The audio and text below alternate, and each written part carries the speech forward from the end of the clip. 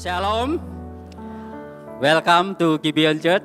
Di sini bukan tempat untuk orang yang sempurna, tetapi tempat di mana kita semua disempurnakan oleh kasih karunia dan kuasa Injil di dalam Yesus Kristus. Amin. Minggu ini kita akan bersama-sama membaca katekismus pertanyaan yang ke-47. Saya akan membacakan pertanyaannya, lalu kita akan bersama-sama membaca jawaban dan pembacaan ayatnya. Apakah perjamuan kudus menambahkan sesuatu pada karya penebusan Kristus? Tidak, karena Kristus sudah mati sekali untuk semuanya. Perjamuan kudus Tuhan adalah perjamuan perjanjian yang merayakan karya penebusan Kristus, juga sarana yang menguatkan iman ketika kita memandang kepadanya dan merasakan terlebih dahulu tentang perjamuan yang akan datang. Tetapi orang-orang yang ikut makan dan minum dengan hati yang tidak bertobat akan mendatangkan hukuman bagi diri mereka sendiri. 1 Petrus 3 ayat 18. Sebab juga Kristus telah mati sekali untuk segala dosa kita. Ia yang benar untuk orang-orang yang tidak benar, supaya ia membawa kita kepada Allah. Amin. Silakan duduk, saudara. Saudara-saudara, kalau kita berbicara tentang perjamuan kudus, maka ada 3 dimensi yang dilakukan perjamuan kudus, yaitu yang lalu, sekarang, dan akan datang. Melalui perjamuan kudus mengingatkan kita apa yang Yesus sudah lakukan bagi kita. Kita mendasarkan hidup kita pada karya penebusannya yang sudah selesai. Sebab itu sakramen perjamuan kudus bukanlah sarana pembenaran dan pengampunan dosa bagi orang-orang yang belum percaya. Karena perjamuan kudus bukan ditujukan untuk orang-orang yang belum percaya pada karya penebusan Kristus, tetapi untuk orang yang sudah percaya. Perjamuan kudus itu tidak menambahkan apa-apa pada karya penebusan Kristus yang sekali untuk semuanya. Selain menguatkan dan meneguhkan kita, melalui perjamuan kudus maka kita sedang memberitakan Injil dengan singkat.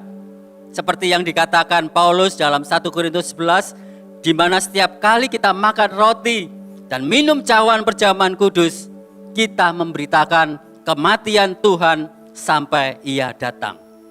Jadi melalui perjamuan kudus ini mengingatkan kita akan kemenangan Kristus. Saudara, inilah dimensi masa lalu. Dan untuk dimensi sekarang, yaitu pada saat kita berpartisipasi atau ikut ambil bagian di dalam perjamuan kudus, maka kita berada di dalam persekutuan dengan anggota tubuh Kristus yang lain dan dengan Yesus. Kita perlu memahami bahwa roti dan anggur tidak berubah menjadi apapun. Yesus tidak hadir secara fisik, tetapi Dia hadir secara rohani saat Roh Kudus memperlihatkan Dia pada kita melalui iman.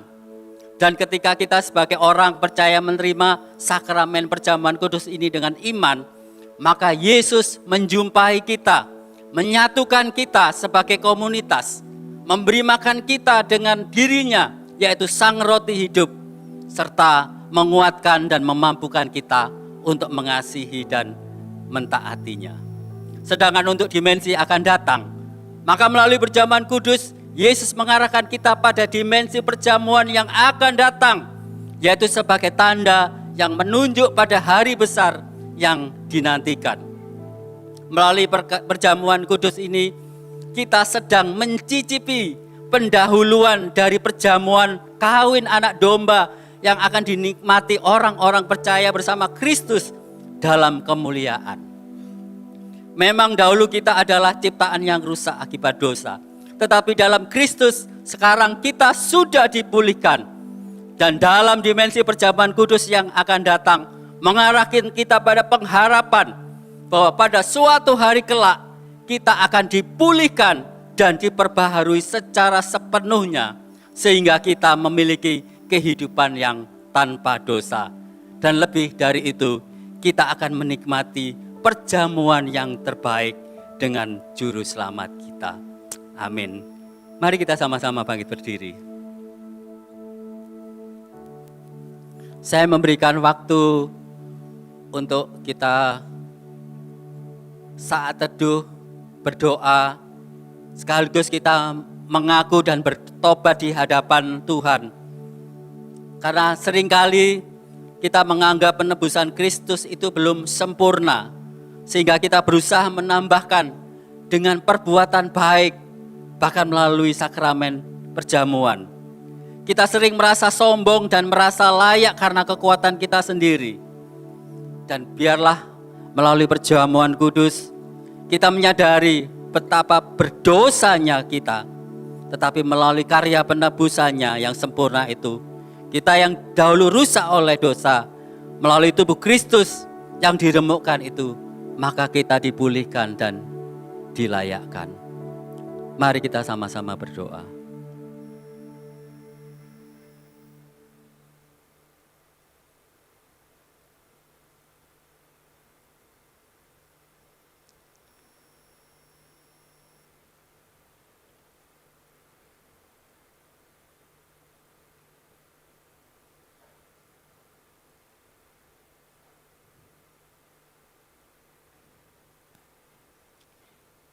Bapa, saat ini kami datang kepadamu, mengaku dan bertobat, bahwa seringkali kami menganggap karya penebusanmu itu belum sempurna, sehingga kami berusaha dengan perbuatan baik dan kekuatan kami sendiri. Seringkali kami merasa sombong dan merasa layak. Ampuni kami Tuhan. Tetapi kami bersyukur melalui karya penebusan-Mu. Melalui perjamuan kudus ini kami juga diingatkan betapa berdosanya kami. Kami sudah rusak oleh dosa.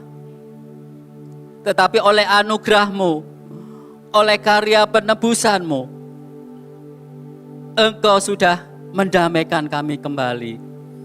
Engkau sudah memulihkan kami. Dan melalui perjamuan kudus ini juga mengingatkan kami bahwa kami ini terhisap di dalam persekutuan dengan Engkau dan dengan tubuh Kristus.